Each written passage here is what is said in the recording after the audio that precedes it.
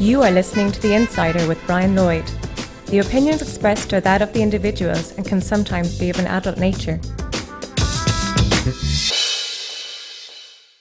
On this week's Insider podcast, we're talking to Kevin de Isla O'Neill. De la Isla. Sorry, I was reading and I couldn't pronounce it properly. Director of the new Irish thriller The Hit Producer. Kevin, thanks for coming in. No problem. If I'm right in saying it, this film, I think, this was about nearly 3 years in the making, wasn't it? Yes, it's been a very, very long process in the making. Why is that? Well, it went through several stages, Okay. and I guess one of the most difficult things to do, doesn't cost anything to write, it doesn't cost anything to cast unless you're getting big names, etc. Or to put names attached in them in pre-production. But to get everything in place, you need money. Yeah, of course. Yeah. So that takes a while, and we started a funded campaign, and that took around 3 months to do, and we raised the money that we needed, which was 18,000. Now 18,000 is not a whole lot for a film feature. Yeah. The last short film I did had that budget. Right. So to do a feature like for that, a generic production would be 18,000 is a third of what they spend in a day. Yeah. And that is just a production that would happen in Ireland. We're not even going near blockbusters. Yeah. So just from that perspective, you can start to see a lot of problems happening. Yeah. So the shoot wasn't as difficult. Like we shot it in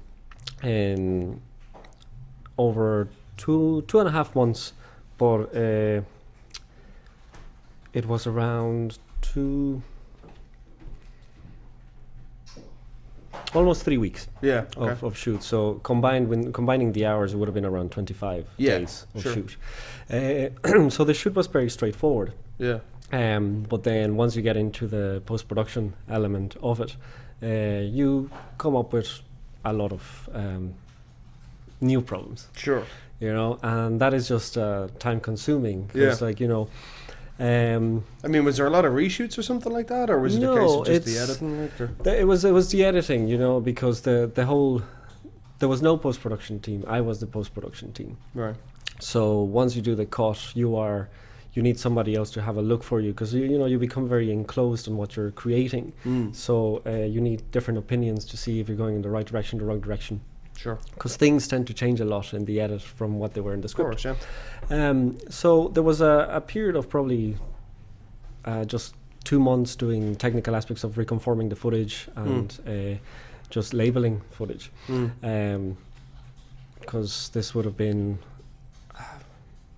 6 by almost 2,000 shots in general. So how much footage did you actually capture altogether? I know if you're doing like 2 to 3 weeks, it must have been long. There must have been long days or something. They were very long days. There would have been one of the longest days was a 20-hour shoot. Jesus. So everybody was, a zombie tweaky by the end of it. Yeah. So that was actually the last day. So right. It was easy to make people cry. Then, have people having a proper nervous breakdown and just being very tired. So it was very tough to shoot. It was fun, but it was tough. Yeah, obviously. So once you get to the editing aspect of it, you need to look for people that will help you out with the grade, or if there's any effects or things that need to be fixed. So that also takes time, and I've worked in different areas of post-production throughout the last 17, 18 years. Yeah. So I was able to call in a lot of favors, but at the same time, those favors cannot be fully free. Yeah, of course. So you have to raise money again through that. Yeah, because the original budget that we intended to have was 30,000, but doing it unfunded, they had never raised that amount. So they said it wasn't an amount that they saw realistic. But once we hit that target, they saw that it could have been a realistic thing, so they wanted to do a second phase. But once you got all this funders backing you, you don't want to ask again. You don't want to help them again, yeah. It's too soon, and I don't know. I didn't want to do that. I didn't feel like it was. I didn't want to go to that route. So we found different ways of doing it, and then I just had to do nixers here and there, and then just put the money myself. and then we got Mutiny Studios involved to do the sound design. Again, if this had been a generic route, that would have been around 50 grand just on the sound design.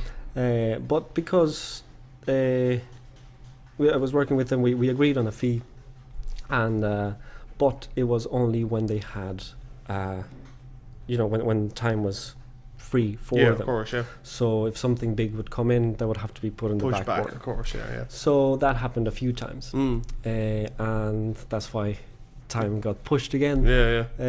And then same with the grade, and then once we got everything in place, it was just a case of start sending it to festivals, because the film was fully ready by this time last year. Really? Yeah, so it's just been doing the festival circuit. It had its world premiere in Cork last year, so it was done by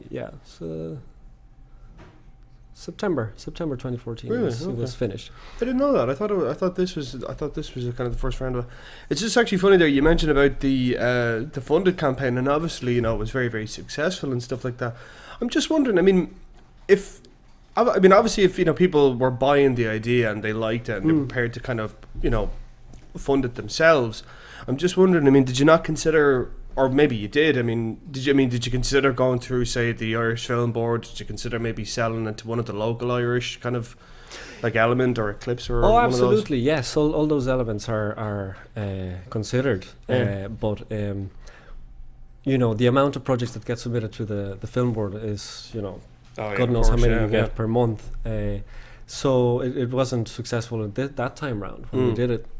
But as I had done several shorts in the past, and I have created a very good rapport with different people in film and TV from just years of experience in pre-production, production and post-production, and several other productions and film productions and TV. I decided that I was able to do this in a low budget. It would be much harder.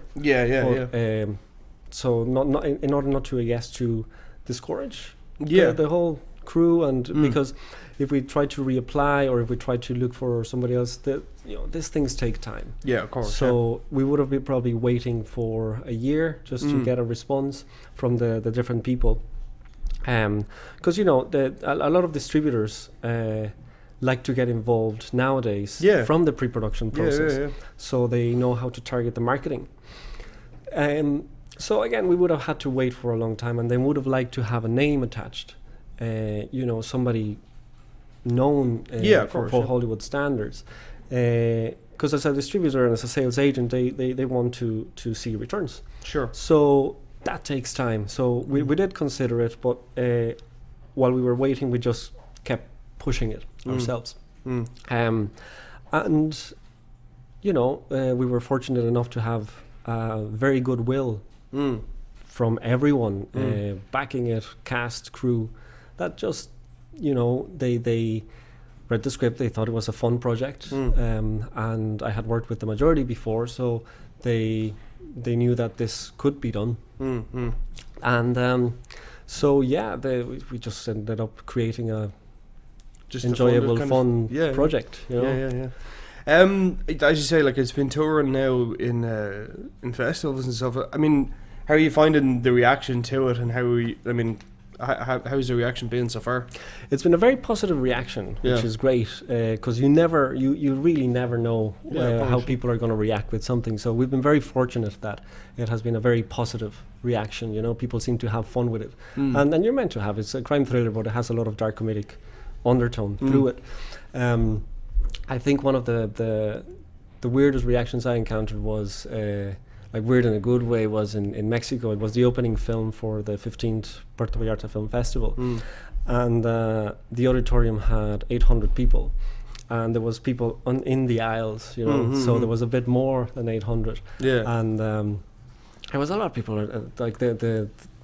I'd say the average age was around 20-21. But they all seemed to love it, they were cheering and stuff. So that was a very, very different aspect to any of the other festivals. So that was great. So that kind of just, gave you a push of all right, so what we're doing, we're going in the right way, And was that just? You say that's Mexico. How do you think Irish audiences took to it? do you think? I think fine. Like there was when we were in Cork, we didn't have time for a full Q&A. Sure, yeah. But the comments that were received, or people that stayed for after the film, they were very positive comments. It then played again in Skull in May. Yeah. It was part of the world feature showcase that they were doing. So the head producer was being shown as Ireland, and then it was a really, really positive response. And there was a producer, English producer Hilary Dornham, that introduced the film, and her surprise was when she was asked to kind of review the film and present it, and conduct a Q&A. When she was told about the budget, I think she expected, well, in her words, she expected a coming-of-age drama with 2 or 3 characters, Lenny Abrahamson type. So she didn't expect to have full-blown shootouts with over 40 characters. Yeah. So, and people really responded very well to that. And then given the fact that also the humour is kind of like a juxtaposition of Latin and Irish humour. Sure, yeah. Which, they're quite similar, the Mexican and the Irish humour. Yeah. So we... so that kind of helped, and there was a great response through that as well. So I think it's just one of those things that when people realise the work that went in it, but more than anything the budget. It's just a surprise that something could have come out of it for something so small. Something great could have come out of it like that. Yeah. And that people are enjoying it. So I think it's a pleasant surprise, which is great. That's good. Just funny, just to kind of go back to the whole crowdfunding aspect of it, because I mean, it, like I say, it did well, and you got your money and so on and so forth. Obviously, there were troubles with it because you didn't get enough. I'm just wondering, I mean, for your next one, if you're to do, let's say, a short or another feature, I mean, would you go with the crowdfunding route again? Has it turned you off? Yes, it hasn't turned me off, but it is a lot of work because, as you say, this has taken so long. This has basically consumed my life for the last 3 years, and because I am the motor skill behind the whole thing, I'm the marketing side of it. So if I stop, the whole thing stops. So it hasn't turned me off it, but I'd rather go through the bigger budget behind you, a big production company behind it. So I guess this hopefully will work as a calling card to achieve that. For myself and for the rest of the cast, which have done a fantastic job too. And then it's like recently I was in week and a half ago I was in Raindance. We were part of the co-production forum that they were doing between Mexico and the UK, and it was to create partnerships of production companies between 2 countries to try and do for example, bring production company here for Section 481, and Mexico, they have a similar scheme.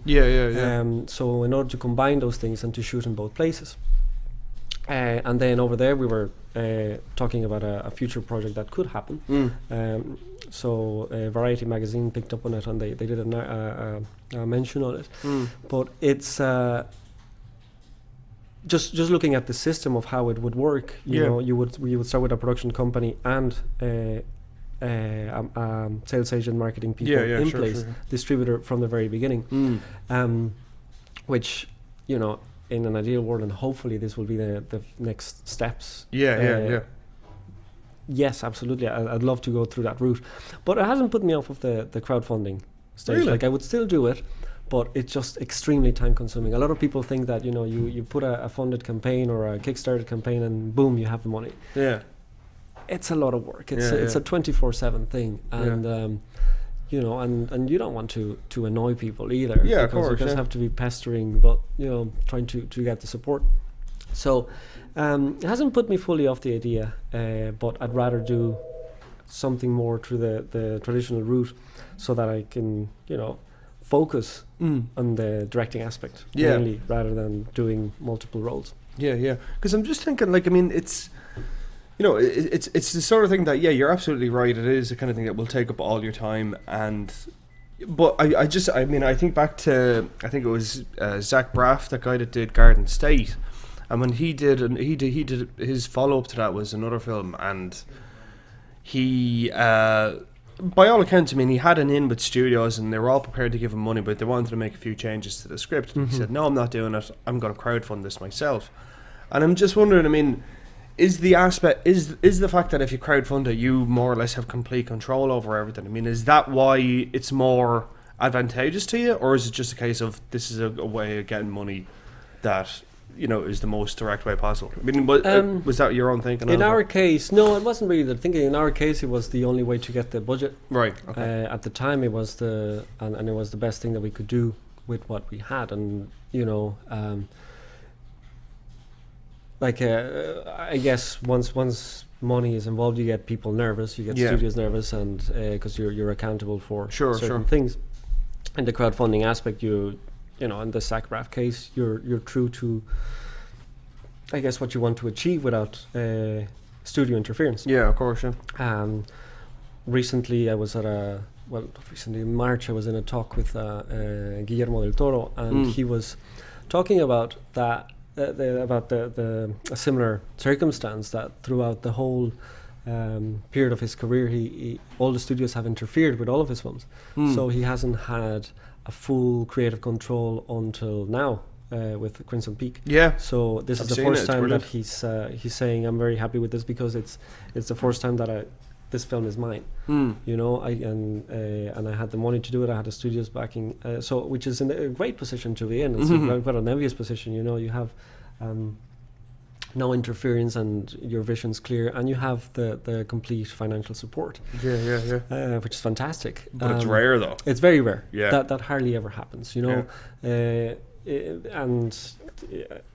it's one of those things that, you know, and everybody wishes to be in that position, but it rarely happens. You know, especially now studios creating this a pre-visualization storyboard.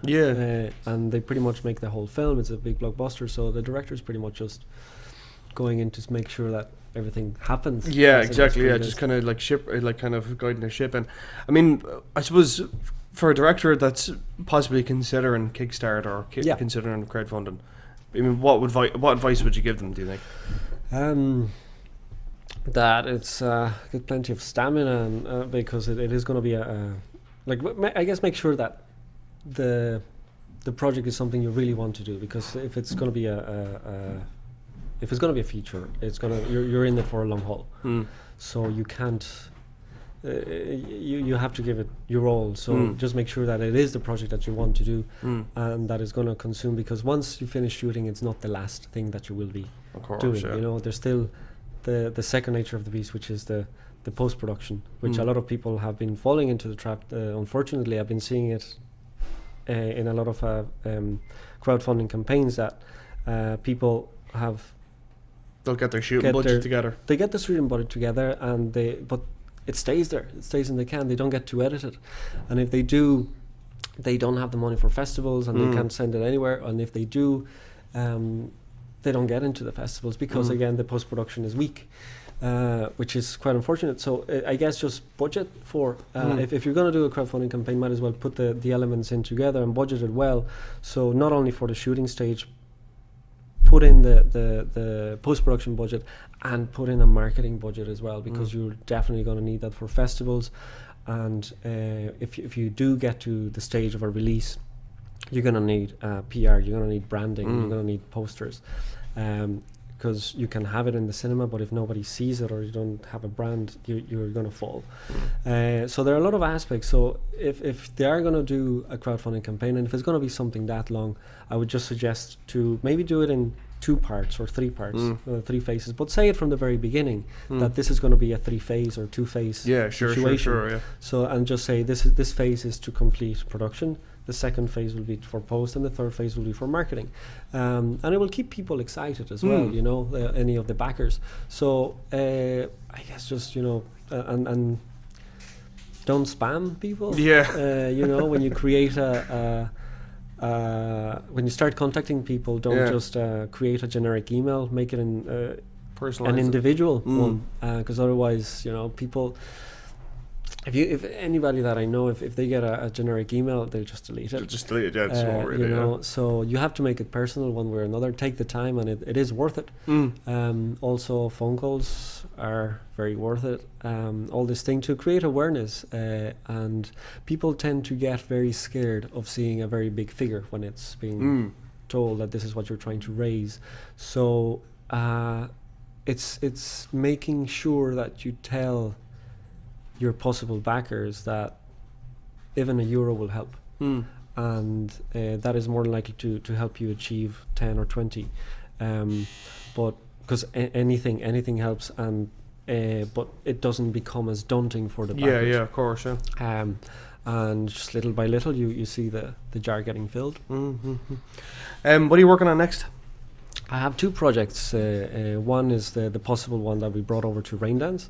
If so, that would be a big budget of production, so fingers crossed that comes along. From a script by Shane McCabe, and it's about a kidnap victim from a Colombian kidnap victim, and that starts when she's rescued, and it's kind of like her going back. Sorry, excuse me. And then the other one is more of an independent, very dark comedy about an AA sponsor.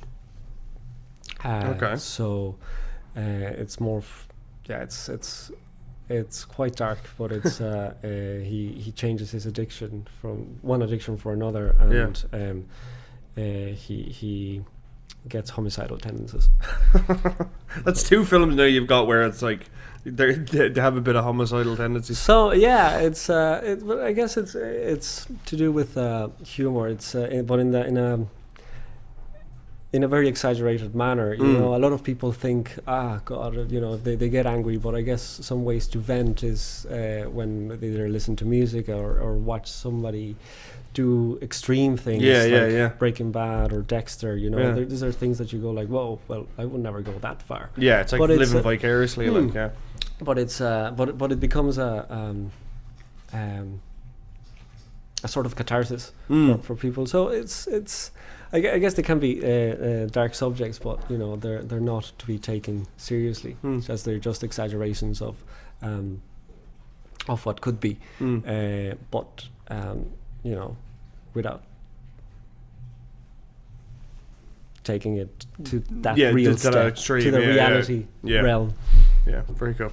Okay, Kevin, thanks a mil. Oh, if we want to see the Hit Producer, where do we go and what do we do? The film is going to be, it's opening on Movies at Dundrum from this Saturday, the 17th. So it's going to be playing there at 7 p.m. this Saturday, on the Monday the 20th at 7 p.m. Tuesday 21st, and Thursday the 23rd at 7 p.m. So yes, and it might that's in Movies at Dundrum, and then it might go to Swords after that. Great stuff. And are you looking at a VOD or anything like that? Yes. So after the film release, we'll be doing we're looking into making a simultaneous launch of DVD and VOD, and then after that, that's for the Irish side of things, and then Mexico will be releasing it in January.